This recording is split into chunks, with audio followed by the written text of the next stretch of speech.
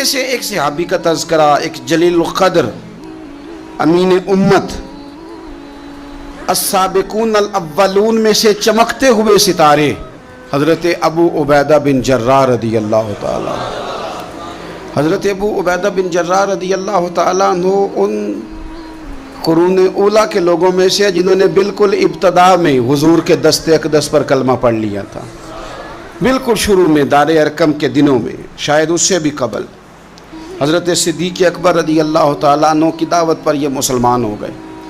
بالکل شروع کے لوگ ہیں، وہ جو 10 لوگ جنہیں حضور نے جنت کی بشارت دی، عشرہ مبشرہ، ان میں نام ہے حضرت ابو عبیدہ بن جراح کا۔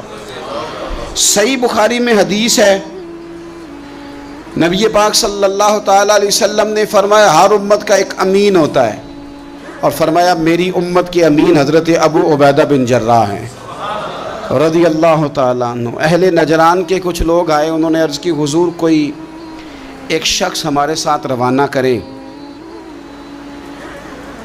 اور بندہ کوئی امانت دار ہو، امین ہو۔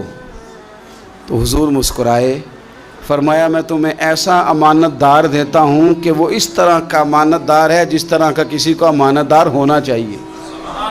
ختم ہو جاتی ہیں اس سے آگے پیچھے یہ ساری تعریفیں۔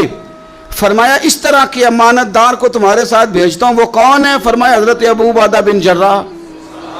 اتنے فضائل جس شخص کے ہیں، آپ لوگوں کی کمزوری نہیں، یہ ہماری کمزوری ہے۔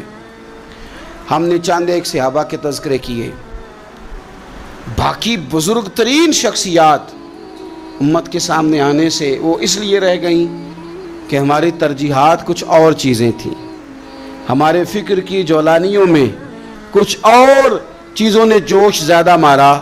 حضرت ابو عبیدہ بن جراح وہ خوبصورت آدمی ہے کہ ابن ماجہ میں ایک بڑا انوکھا فرمان موجود ہے۔ ابن ماجہ میں حضرت عائشہ صدیقہ رضی اللہ تعالیٰ عنہ سے کسی نے پوچھا کہ نبی پاک صلی اللہ تعالیٰ علیہ وسلم کو سب سے زیادہ محبوب کون ہے؟ حضور کو سب سے زیادہ پیار کس سے ہے؟ تو فرمایا سادی سی بات ہے، ابو بکر صدیق سے، عمر فاروق سے۔ اس شخص نے کہا نہیں، میں ان کے بعد پوچھنا چاہ رہا تھا۔ تو فرمایا یہ بھی بڑی واضح بات ہے، ان کے بعد میں نے حضور کو جن سے سب سے زیادہ پیار کرتے دیکھا وہ حضرت ابو عبیدہ بن جراح ہیں، سب سے زیادہ میں نے محبت کرتے دیکھا۔ اور مسلم شریف میں یہ حدیث آپ کو ملے گی، حضرت عائشہ صدیقہ فرماتی ہیں اگر حضور خود اپنے فرمان سے خلیفہ بناتے تو اپنے بعد ابو بکر کو بناتے، ان کے بعد حضرت عمر کو بناتے، ان کے بعد بناتے تو ابو عبیدہ بن جراح کو بناتے۔ اتنا بڑا آدمی حضرت ابو عبیدہ بن جراح رضی اللہ تعالیٰ، اتنی بڑی شخصیت۔ اور پتہ ہے آپ کو ان پر صحابہ کا اعتماد کس طرح کا ہے؟ جب حضور علیہ السلام کے وصال ظاہری کے بعد صحابہ بیٹھے نا، میٹنگ ہو رہی تھی خلیفہ بنانے کے لیے، امت کا اجماع ہو رہا تھا حضرت صدیق اکبر پر، تو ایک دوسرے سے نہ پوچھا جا رہا تھا کہ آپ کی نظر میں اگر بیعت کی جائے تو کس کی کی جائے؟ آپ کی نظر میں بیعت کی جائے تو کس کی کی جائے؟ آپ کی نظر میں اگر امیر مقرر کیا جائے تو کسے کیا جائے؟ آپ کی نظر میں خلیفہ کس کو ہونا چاہیے؟ تو امت کا اجماع جناب صدیق اکبر کی طرف تھا۔ تو حضرت صدیق اکبر سے پوچھا گیا آپ بتائیے اگر آپ بیعت کریں گے تو کس کی کریں گے؟ تو حضرت صدیق اکبر نے کہا 2 لوگوں کی، اگر حضرت عمر کو آگے لگاؤ گے تو پھر بھی میں بیعت کر لوں گا، اور اگر ابو عبیدہ بن جراح کو آگے لگاؤ گے تو میں پھر بھی بیعت کر لوں گا۔ میں ان دونوں کی بیعت کرنے کو تیار ہوں۔ یار اتنا بڑا آدمی، کتنی کو کتابیں لکھی جانی چاہیے تھی، کتنے کو دن منانے جانے چاہیے تھے، کتنے کو ان کے نام ہمیں خطبے کرنے چاہیے تھے، کتنے کو تذکار ان ہستیوں کے ہونے چاہیے تھے۔ حضرت عمر فاروق رضی اللہ تعالیٰ عنہ کا وصال ہو رہا ہے، چونکہ جناب ابو عبیدہ بن جراح رضی اللہ تعالیٰ عنہ پہلے وصال فرما گئے تھے، تو جناب عمر فاروق رضی اللہ تعالیٰ عنہ کا وصال ہو رہا ہے۔ کسی نے کہا کسی کو خلیفہ نامزد کر دیں، فرمایا 6 لوگوں کی میں نے کمیٹی بنا لی ہے، کسی کو بنا لینا۔ ہاں اگر آج ابو عبیدہ بن جراح ہوتے تو پھر میں کمیٹی نہ بناتا، پھر میں ان کو امیر بناتا، اور اگر رب مجھ سے پوچھتا کہ عمر کس کو امیر بنا کے آئے ہو تو میں کہتا اے اللہ جسے تیرے نبی کریم نے امین فرمایا تھا۔ انہیں میں امیر بنایا ہوں. اتنے بڑی شخصیات، اتنے بڑے نام، اتنا بڑا مرتبہ. اور پھر 2 ہجرتیں کی حضرت ابو عبیدہ نے. حبشہ بھی گئے، مدینہ بھی آئے، ہر جہاد میں شامل ہوئے. اور عشق کے امتحان دینے کی باری آئے تو سب سے پہلے دیے. زرہ کی 2 کڑیاں ٹوٹ کے احد کے میدان میں حضور کے رخساروں میں پیوست ہو گئی تھی. دوڑ کے آئے حضرت ابو عبیدہ اور ایک کڑی اتاری، اپنے دانت سے زور سے کھینچی تو ایک دانت ٹوٹ گیا. پھر دوسری کڑی زور سے نکالی حضور کے رخسار نور سے تو دوسرا دانت ٹوٹ گیا. لیکن حضور کی تکلیف برداشت نہیں کر سکے. عجیب امتحان لیا ان کی محبت نے بھی، عجیب امتحان لیا. اعظم بلا سے اپنی وہ ہستی ہی کیوں نہ ہو، جو چیز اس کی راہ میں حائل ہو پھونک دو. عجیب امتحان لیا. احد کے میدان میں ان کے والد ان کے مقابلے میں آ گئے تھے. یہاں تو مقابلہ ہوتا ہے نا دولت اور دین کا، تو لوگ کمزوری دکھا جاتے ہیں. وطن اور دین کا تو لوگ کمزوری دکھا جاتے ہیں.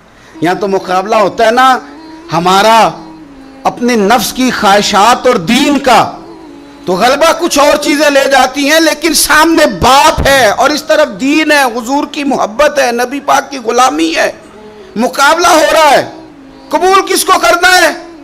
تو حضرت ابو عبیدہ نے پھر فیصلہ کیا، میدان احد میں تلوار اٹھائی اور باپ کی گردن کاٹ کے پھینک کے لوگوں کو بتایا کہ کائنات میں ہم سب سے بڑھ کے پیار کرتے ہیں تو مدینے والے محبوب سے کرتے ہیں. اتار دی گردن باپ کی. حضرت ابو عبیدہ بن جراح رضی اللہ تعالیٰ عنہ نے اس طرح قربانیاں پیش کیں. میدان کے آدمی تھے، میدان میں رہے، ساری زندگی میدان میں رہے، لشکروں کی قیادت کی ساری زندگی. حضرت ابو بکر صدیق رضی اللہ تعالیٰ عنہ نے ان کو جہاد کے لیے بھیج دیا تھا. حضرت عمر کا بڑا اعتماد رہا. دوستی کس سے تھی؟ حضرت معاذ بن جبل سے. گہرے دوست کون تھے؟ حضرت خالد بن ولید. ان لوگوں سے گہری دوستی تھی. سادہ بود و باشت، سادہ کھانا، سادہ اٹھنا بیٹھنا، سادہ مزاج. حضرت عمر فاروق رضی اللہ تعالیٰ عنہ ملک شام گئے، یہ بھی ملک شام میں تھے. جناب عمر فاروق کے مزاج میں جلال تھا. آپ نے کچھ لوگوں کو دیکھا جنہوں نے زرق برق لباس پہن لیے، بڑے بڑے عالی شان بنگلے بنا لیے، بڑے بڑے گھروں میں رہنے لگے. تو حضرت عمر کو اتنا جلال آیا کہ زمین پر اتر کے نا سنگریزے اٹھا کے تو لوگوں کو مارتے تھے. فرماتے تھے اتنی جلدی حضور کی تعلیم بھول گئے اور تم نے اجمیوں کے طریقے اپنا لیے. اتنی تکلیف کے ساتھ حضرت عمر گفتگو کرتے، لیکن حضرت ابو عبیدہ سے ملتے تو فرماتے یار تھوڑی روٹی بھی کھایا کر، کبھی تو بھی کپڑے بدل لیا کر. اتنا فقر، اتنی سادگی. اولین لوگوں میں سے جن کے لیے لوگ مسلمانوں کا امیر المومنین بنانے کی باتیں کر رہے ہیں. حضرت عمر ملنے گئے تو کسی چٹائی کے ٹکڑے کی تہ 2-3 لگا کے گھوڑے پہ اس کو رکھ لیا جاتا تھا سواری کرنے کے لیے تاکہ پسینہ نہ آئے. اسی کو اتار کے نا تو سرہانہ بنا کے بیٹھے لیٹے ہوئے زمین پہ. حضرت عمر ملنے گئے تو حضرت عمر فاروق رضی اللہ تعالیٰ عنہ کو بھی اپنے ساتھ زمین پہ بٹھا لیا. تو حضرت عمر فرمانے لگے میں نے تو روٹی کھانی ہے تجھ سے، دوست ہے میرا، کھانا کھلا. تو کہنے لگے کھلاتے ہیں نا، کھلانا کیوں نہیں. یہ بھی لوگ تھے، اسی دھرتی پہ رہتے تھے. ان لوگوں کو نا کسی چیز نے اپنے قبضے میں نہیں لیا. نہ عورتوں کی باتیں انہیں بہلا سکیں، نہ بچوں کی خواہشات کے ہتھے چڑھے، نہ زمانے کی تیز دوڑ میں شامل ہوئے، نہ کسی کہانی کا حصہ بنے، نہ لوگوں کی یہ باتیں کہ دور بدل گیا. کوئی چیز ہیوی نہیں ہوئی، اس لیے کہ انہوں نے فقیری مدینے والے محبوب سے سیکھی تھی. فقر میرے نبی کریم علیہ السلام سے سیکھا تھا. فقر تازہ تھا، ذہن وسیع تھا. حضرت سیدنا عمر نے کہا روٹی کھانی ہے تو تھیلے میں ہاتھ ڈالا، 2 خشک ٹکڑے روٹی کے نکالے اور فرمایا کھا لے. تو حضرت عمر نے پکڑ کے منہ میں رکھے، چبائے اور جناب عمر رو پڑے. فرمانے لگے ہر بندے کو دنیا نے اپنے قبضے میں کر لیا ہے، لیکن ابو عبیدہ تو آج بھی بچا ہوا ہے. دنیا تجھے اپنے جال میں پھنسا نہیں سکی، تو قابو نہیں آیا، تو آج بھی اپنی جگہ پہ قائم ہے. تو وہیں کھڑا ہے جہاں مدینے والے محبوب نے ہمیں کھڑا کیا تھا، تو وہیں کھڑا ہے یار۔ اتنے حسین آدمی، اتنا بڑا نام، اتنا بڑا قد، اتنا بڑا کردار، اتنا بڑا حسن، ہزاروں کی فوج کے سپہ سالار ہیں۔ اگر میں کہہ دوں چیف آف آرمی سٹاف ہیں، میرا خیال ہے میری بات غلط نہ ہوگی، اتنی بڑی فوج کے سپہ سالار، اور اس فوج کے سپہ سالار جس میں کئی دفعہ سپاہی بن کے حضرت خالد بن ولید بھی لڑائی کر رہے ہیں، اتنی بڑی فوج کو کمان کرتے ہیں، لباس وہی سادہ، غذا وہی سادہ، انداز وہی۔ رومی بہت بڑی طاقت سمجھتے تھے اپنے آپ کو۔ جناب عمر کے زمانے میں ان کے خلاف لشکر کشی ہوئی، امیر کون ہے؟ حضرت ابو عبیدہ۔ ہاتھ میں تلوار پکڑی، گھوڑے پہ بیٹھے چلے گئے، محاصرہ کر لیا رومیوں کا، گھیر لیا۔ اب رومیوں نے کچھ تھوڑی سی مزاحمت کرنے کی کوشش کی، باہر آئے لیکن کچھ بھی نہ ہو سکا، منہ کی کھا کے واپس اندر چلے گئے۔ کئی دنوں سے حضرت ابو عبیدہ کی فوج نے محاصرہ کیا ہوا ہے، جب تنگ آ گئے تو پیغام بھیجا کہ ہم صلح کرنا چاہتے ہیں۔ فرمایا صلح تو مسلمانوں کا پسندیدہ کام ہے، آ جاؤ۔ ہم نے کہا جی ہم جزیہ دے دیں گے، ہم کسی طریقے مسلمانوں کے اطاعت میں آ جائیں گے، آپ ہم سے بات کریں۔ فرمایا بھیجو۔ ان کا سپہ سالار آیا، انہوں نے روب ڈالنے کے لیے نا مسلمانوں پہ سپہ سالار کو بڑے قیمتی کپڑے پہنائے، زرق برق لباس، عالی شان پوشاکیں، 5-7 لوگ ساتھ، یہ لوگوں کا طریقہ ہوتا ہے۔ وہ پریشر ڈالنے کے لیے لوگ کرائے کا مکان بھی خرید لیتے ہیں، کرائے کی کار بھی حاصل کر لیتے ہیں، لوگوں کے برتن بھی استعمال کر لیتے ہیں، کسی کے گھر سے فرنیچر بھی منگوا لیتے ہیں۔ تو آپ نے نا وہ زرق برق لباس پہنے ہوئے ان لوگوں کو آتے دیکھا۔ اب وہ بڑے اپنے انداز میں تو روب ڈالنے کے لیے آئے تھے نا، تو آ کے پوچھا مسلمانوں کے امیر کہاں ہیں لشکر کے؟ تو انہوں نے کہا ادھر ہی تھے، یہیں کہیں ہوں گے۔ وہ بڑا حیران ہوا کہ ہم تو بڑے لاؤ لشکر کے ساتھ آئے۔ یاد رکھ لیں روب کپڑوں کا نہیں ہوتا، روب کردار کا ہوتا ہے۔ پھر پوچھا کہاں ہیں؟ نے کہا جناب وہ سامنے خیمے میں دیکھ لو۔ وہ خیمے میں گئے تو اتنی بڑی فوج کا سپہ سالار زمین پہ بیٹھے اور اپنے تیر سیدھے کر رہے ہیں۔ اب وہ بڑے زرق برق لباس میں کہنے لگا ابو عبیدہ بن جراح آپ ہیں؟ فرمایا میں ہی ہوں۔ کہا ملنا تھا؟ فرمایا آ جاؤ۔ کہنے لگا آپ تو زمین پہ بیٹھے ہیں۔ تو آپ فرمانے لگے ہمارے بزرگ زمین پہ ہی چلتے تھے، زمین پہ ہی بیٹھتے تھے، زمین پہ ہی کھاتے تھے، نیند آتی تھی تو زمین پہ ہی سو جاتے تھے۔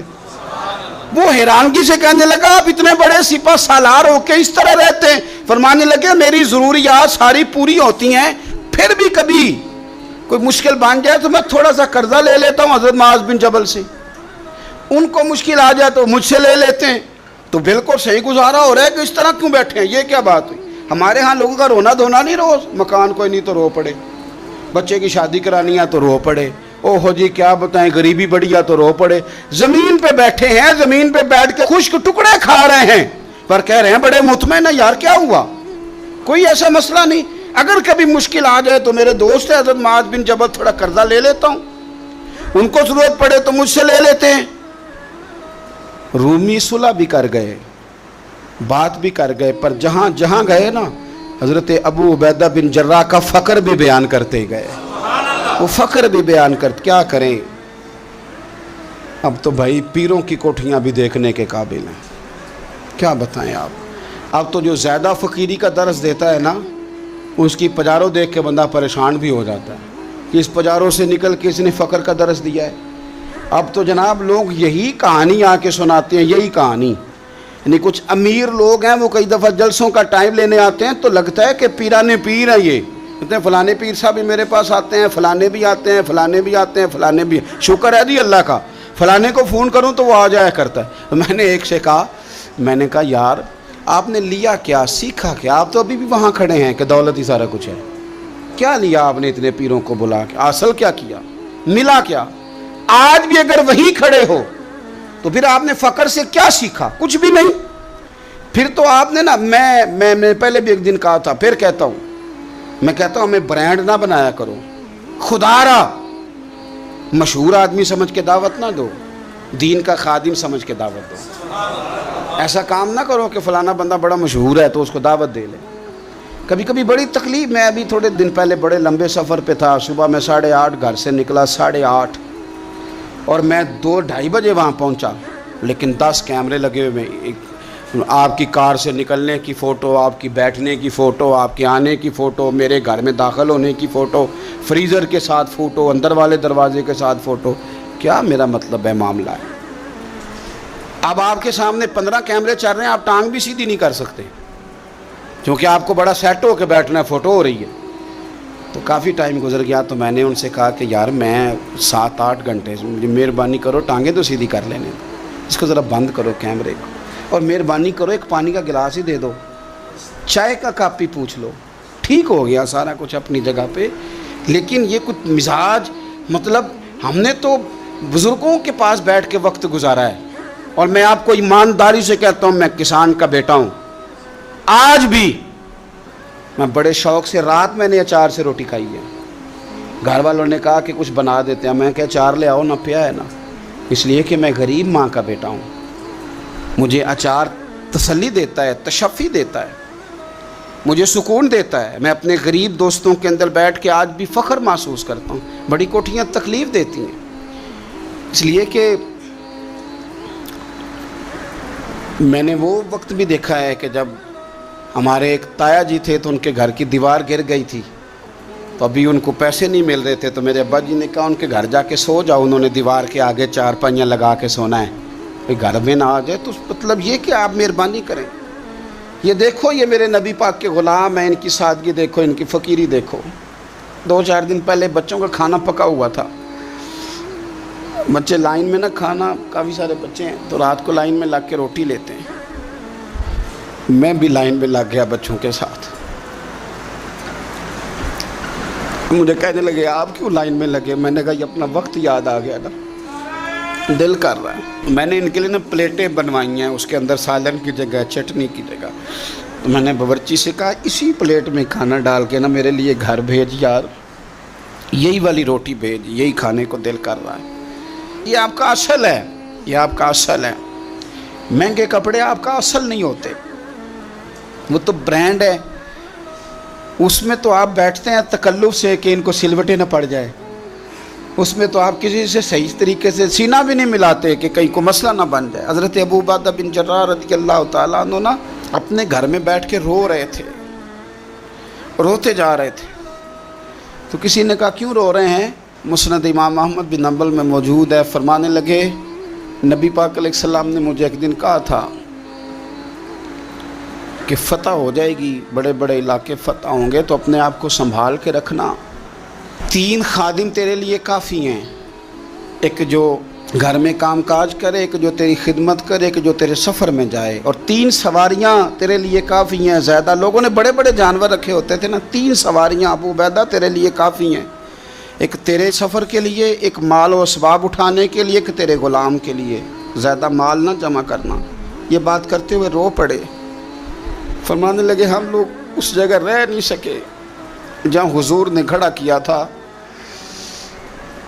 میرا استبل گھوڑوں سے بھر گیا ہے اور میرے گھر میں غلام بھی زیادہ ہیں. حالانکہ صحابہ کہتے ہیں کہ کچھ ایسا نہیں تھا، لیکن چند چیزیں جو موجود تھی ان پر بھی روتے تھے.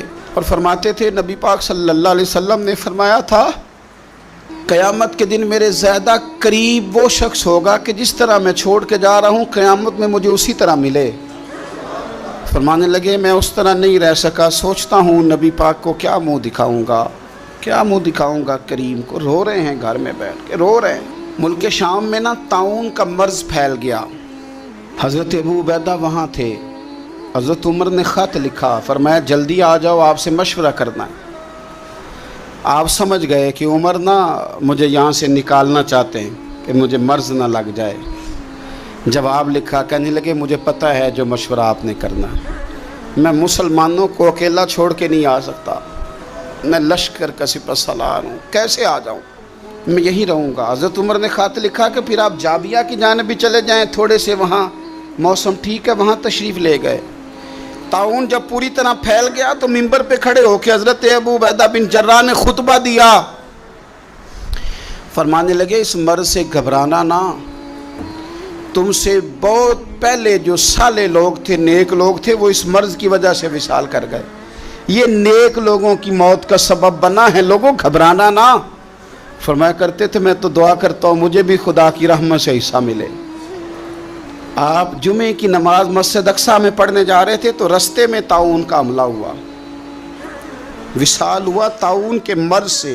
عشرہ مبشرہ صحابی، امین امت، 58 سال عمر، جنازہ حضرت معاذ ابن جبل نے پڑھایا اور فرمانے لگے لوگوں پتہ ہے تمہیں آج کون گیا ہے؟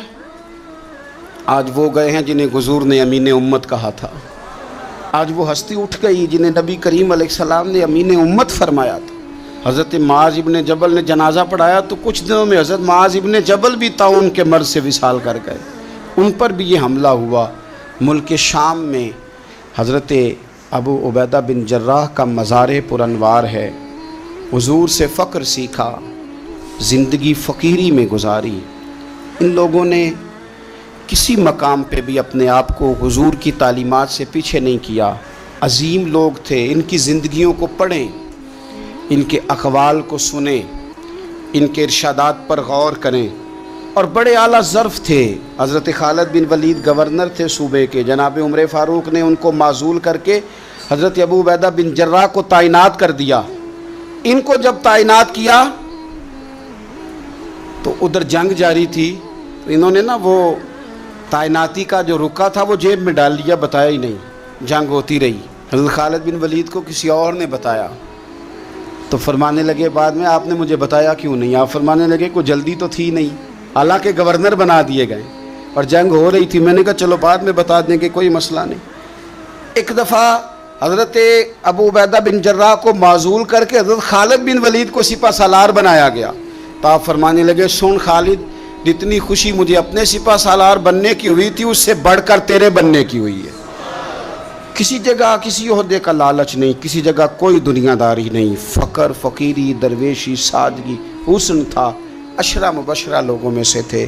اللہ کے حضور دعا ہے مالک کریم سمجھنے کی توفیق عطا فرمائے۔ کافر اسی پچ ہو گیا،